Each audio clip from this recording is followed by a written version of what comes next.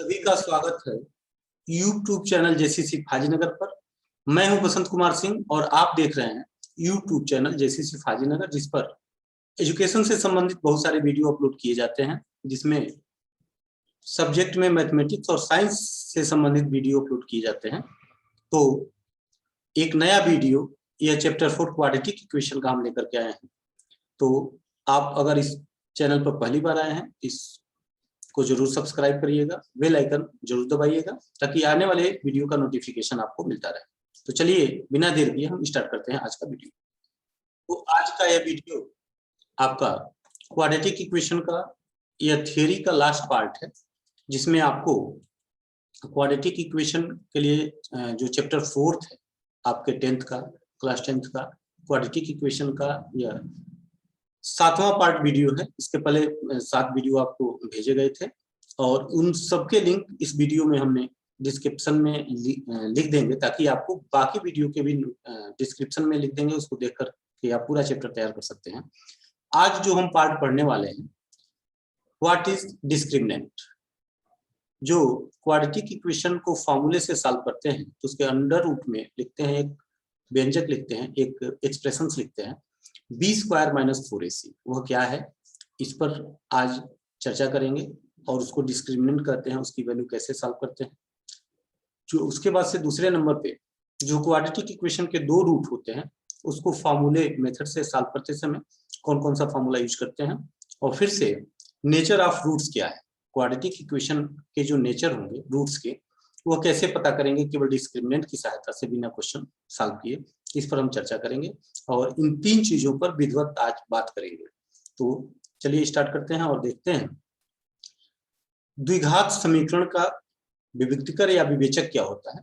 तो द्विघात समीकरण का विविक्तकर कहें या discriminant of a quadratic equation कहें, तो आप यहाँ देख पा रहे हैं व्यंजक b² - 4ac को द्विघात समीकरण ax² + bx + c = 0 का विविक्तकर या विवेचक कहते हैं और इसे d से निरूपित करते हैं। या आप जब भी क्वाड्रेटिक इक्वेशन सॉल्व करते हैं तो जो अंडर रूट में लिखा गया होता है b² - 4ac, उसी को हम विविक्तकर या विवेचक कहते हैं और d से निरूपित करते हैं। आप इसको ऐसे भी याद कर सकते हैं, the expression b² - 4ac is called the discriminant of a quadratic equation. It is denoted by d। यहाँ फिर से देख लीजिए, अगर आप इंग्लिश मीडियम में पढ़ते हैं और यह लिखना चाहते हैं कि डिस्क्रिमिनेंट क्या होता है, तो आप यह लिख सकते हैं।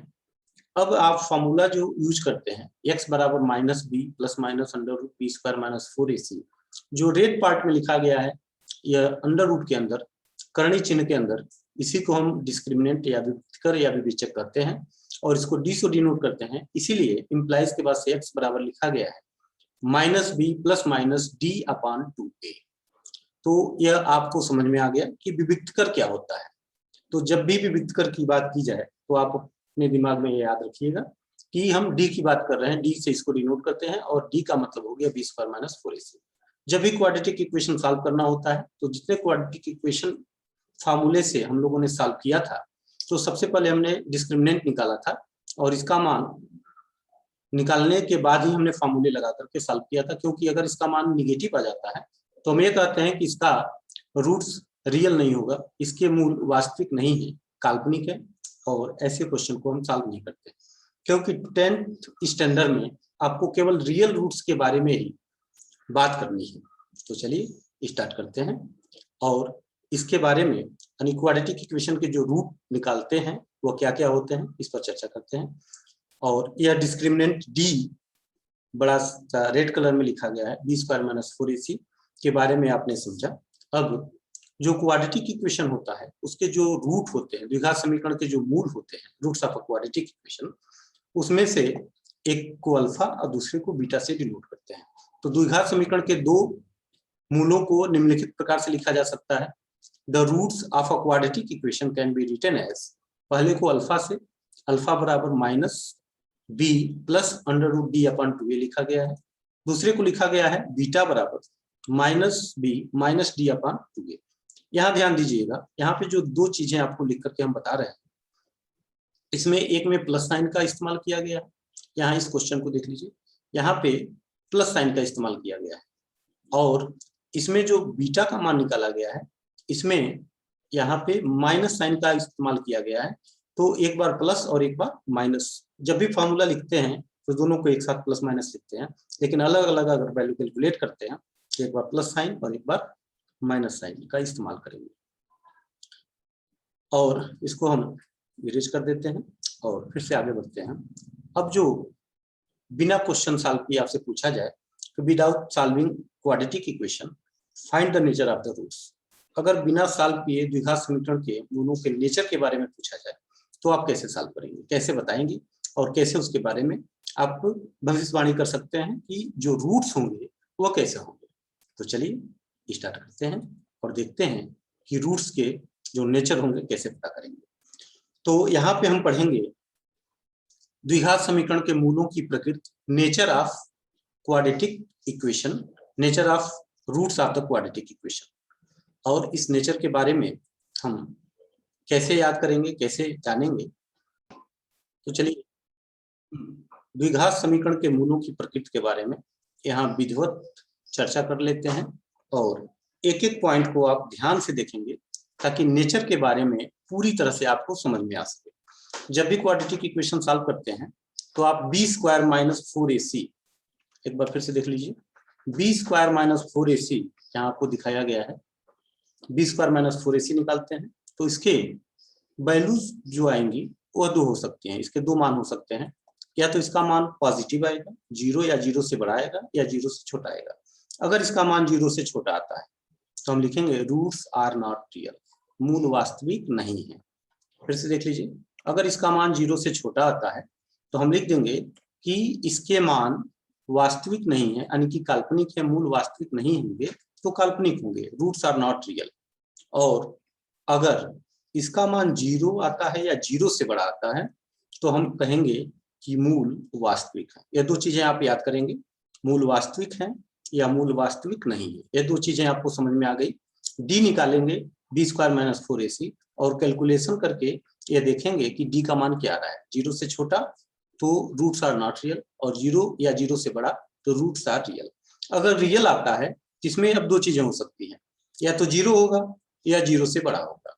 तो अगर 0 होगा तो अगर रूट्स 0 आ गया, डी का मान 0 आ रहा है तो आप क्या लिखेंगे, अगर यहाँ पे हमने लिखा d इज इक्वल टू 0 तो रूट्स आर इक्वल, तो जो दोनों x की वैल्यू होगी वास्तविक होंगी और समान होंगी, एक ही मान मिलेगा x का, तो पहला मान अल्फा वही होगा और बीटा भी वही होगा।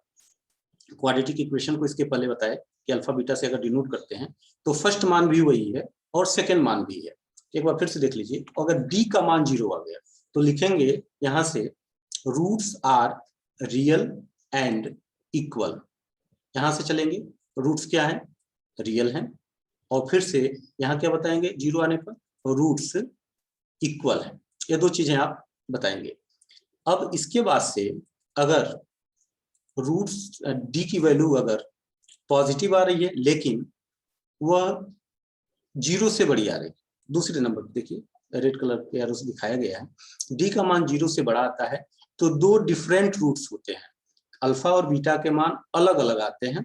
अब इसमें भी दो कंडीशन है, 0 से बड़े वैल्यू क्या क्या हो सकते हैं, एक तो नंबर होते हैं जो कंप्लीट स्क्वायर होते हैं, पूर्ण वर्ग होते हैं, जैसे 1 है, 4 है, 9 है, 16 है, 25 है, 36 है, एक्सेट्रा, बहुत सारे नंबर हैं जो पूर्ण वर्ग के रूप में होते हैं।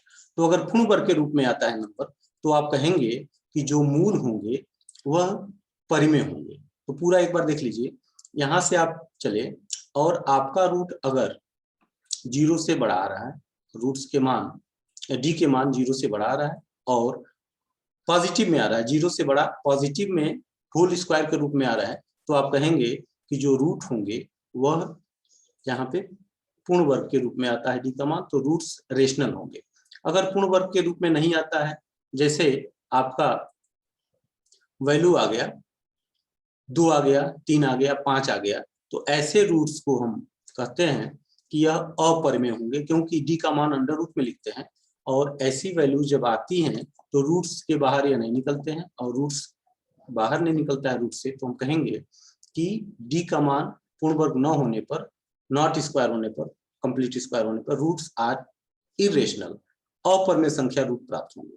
तो एक बार फिर से आप इसको फिर से देख लीजिए शुरू से, हमने सबसे पहले डिस्क्रिमिनेंट निकाला, अगर इसका मान 0 से छोटा है तो रूट्स आर नॉट रियल, अगर 0 या 0 से बड़ा है तो रूट्स आर रियल। 0 आ गया तो रूट्स इक्वल होंगे, रियल एंड इक्वल लिखेंगे, और d से बड़ा है तो दो डिफरेंट रूट मिलेंगे। पहला अगर पूर्ण वर्ग आता है तो रेशनल, और पूर्ण वर्ग नहीं आता है तो इरेशनल नंबर मिलेगा। तो इस तरह से आप इसको याद कर सकते हैं, और रूट्स के नेचर के बारे में केवल d के कैलकुलेशन से आप याद कर सकते हैं कि रूट्स कैसे होंगे। तो यह बेहतर तरीके से आपको समझ में आ गया होगा। अब हम इसको क्वेश्चन के माध्यम से समझते हैं कि आपको सॉल्व कैसे करना है। सॉल्व करने के लिए आपको क्या करना है, यहाँ पे एक क्वेश्चन दिया गया है। क्वेश्चन जैसे फर्स्ट है, निम्नलिखित द्विघात समीकरण का विविक्तकर ज्ञात कीजिए तथा मूलों के लक्षण ज्ञात कीजिए। यहाँ पे क्वेश्चन लिखा गया, find the discriminant and nature of the roots of the following quadratic equation. लेकिन अब इसमें इक्वेशन को सॉल्व नहीं करना है, केवल डिस्क्रिमिनेंट के हेल्प से आपको नेचर बताना है, जिसके लिए अभी आपको पूरी बेहतर तरह से बताने का प्रयास किया गया। यह इक्वेशन फर्स्ट है, सेकंड, थर्ड, फोर्थ और फिफ्थ और सिक्स्थ। यहाँ पे 4 क्वेश्चन आपको दिए गए हैं। अब पहला क्वेश्चन है 2x square minus 7x plus 6 equal to 0, 3x square minus 2x plus 8 equal to 0, और 2x square minus 5 root 2x plus 4 equal to 0, root 3x square plus 2 root 2x minus 2 root 3 equal to 0, x minus 1 और 2x minus 1 equal to 0। पहले इसका multiply करके हम standard form में convert करेंगे छठवें question को भी, और तब हम इसको डिस्क्रिमिनेंट की वैल्यू निकाल करके नेचर के बारे में बताएंगे। तो चलिए हम देख लेते हैं क्वेश्चन कैसे सॉल्व करना होता है, और डिस्क्रिमिनेंट की वैल्यू निकाल के हम कैसे पता करेंगे कि रूट्स कैसे होंगे। यहाँ पे इक्वेशन फर्स्ट में आपको दिखाई दे रहा है कि x square minus 7x plus 6 equal to 0। इसको हम यहाँ पे हम ax square plus bx plus c बराबर 0 से कंपेयर करके a is equal to 2, b is equal to minus 7 और c इज इक्वल टू 6। यह वैल्यू देख लीजिए, यह x स्क्वायर का गुणांक a कहलाता है और x का गुणांक b कहलाता है, और यह c, इसकी वैल्यू यहाँ लिख दिया गया a b c की। अब डिस्क्रिमिनेंट की वैल्यू निकालनी है, तो इसके लिए हम d लिखते हैं, d equal to b square minus 4ac, और इनमें b के जगह पे माइनस 7 का स्क्वायर माइनस 4 इंटू 2 इंटू 6, तो हो गया 7 7 जा 49 माइनस 48 इक्वल टू 1 आ गया। यह पूर्ण वर्ग है, यानी कि कंप्लीट स्क्वायर है। तो आपको बताया गया था कि d का मान 0 से बड़ा है तो रियल होगा, कंप्लीट स्क्वायर है, अलग अलग रूट होंगे लेकिन कंप्लीट स्क्वायर है तो जो रूट होगा वह परिमेय होगा। Both roots are real and rational. ये आपका इक्वेशन सॉल्व हो गया। इक्वेशन के नेचर के बारे में आपको जानकारी मिल गई b स्क्वायर माइनस 4ac से। अब इसकी सहायता से केवल हम यहाँ पे रूट्स की वैल्यू के बारे में बता सकते हैं कि जो रूट्स आएंगे कैसे आएंगे। क्वेश्चन नंबर सेकेंड पार्ट का भी डिस्कशन कर लेते हैं। सेकेंड पार्ट में जो क्वेश्चन दिया गया था यह 3x square minus 2x plus 8 is equal to 0। बहुत ही आसान सा क्वेश्चन है और आप इसको अब सॉल्व भी कर लेंगे। इसमें भी कंपेयर करके a b c की वैल्यू निकाली गई, a is equal to 3, b is equal to minus 2 और c इज इक्वल टू 8। अब हम d की वैल्यू कैलकुलेट करते हैं, b square minus 4ac, b की जगह पे आपको लिखना है माइनस 2 का स्क्वायर, 4 a की जगह पे 3 और c की जगह पे 8। आपने लिखा 2 2 जा 4, और यहाँ पे 8 इंटू 3 इंटू 4 का मान हो गया 96, में से 4 माइनस कर दिया गया होगा माइनस 92। तो यह निगेटिव वैल्यू आ गया। अगर निगेटिव आ जाता है तो आप लिखेंगे रूट्स आर नॉट रियल। यहाँ जो रूट्स होंगे ये रियल नहीं होंगे। तो यह क्वेश्चन नंबर सेकेंड पार्ट में आपने देखा कि रूट्स जो होंगे ये रियल नहीं होते हैं। अब थर्ड पार्ट में आपको यहाँ दिखाया गया है कि 2x square minus 5 root 2x plus 4 equal to 0। इसको भी कंपेयर करेंगे तो a b c की वैल्यू यहाँ a is equal to 2, b is equal to minus 5 root 2 और c की वैल्यू यहाँ पे 4 है। आप यहाँ कंपेयर करके देख सकते हैं कि a की वैल्यू, हम इसको a कहते हैं, यह a है, यह पूरा हमारा b का काम कर रहा है, और यह c है, 4c है। इसकी वैल्यू कैलकुलेट करके अब हम डिस्क्रिमिनेंट की वैल्यू निकालेंगे। डिस्क्रिमिनेंट निकालने के लिए b स्क्वायर माइनस 4ac हम यहाँ लिख लेते हैं, b d is equal to b square minus 4ac। अब सबकी वैल्यू पुट करके हम b के जगह पर लिखेंगे माइनस 5 रूट 2 का होल स्क्वायर, तो 5 5 जा 25, 2 जा 50 हो गया, और 4 4 जा 16, 2 जा 32 माइनस करेंगे ये 18 आ रहा है। यह कंप्लीट स्क्वायर नहीं है, 18 कंप्लीट स्क्वायर नहीं है, पूर्ण वर्ग नहीं है। अगर हम इसको अगर सॉल्व करते हैं तो पॉजिटिव मान तो है लेकिन कंप्लीट स्क्वायर नहीं है, तो जो रूट होंगे वह इरेशनल होंगे। दोनों मूल वास्तविक होंगे, अलग अलग होंगे, परमेय होंगे। Both roots are real and irrational. तो इस प्रकार से आपने देखा कि हम केवल डिस्क्रिमिनेंट की वैल्यू निकाल करके और रूट्स के बारे में हम भविष्यवाणी कर सकते हैं, उनको बता सकते हैं कि जो रूट्स आएंगे कैसे आएंगे। तो इस प्रकार से आपने यह नेचर ऑफ रूट्स के बारे में पढ़ा, डिस्क्रिमिनेंट क्या होता है पढ़ा, और इसका यूज कैसे करते हैं क्वेश्चन में आपने पढ़ा।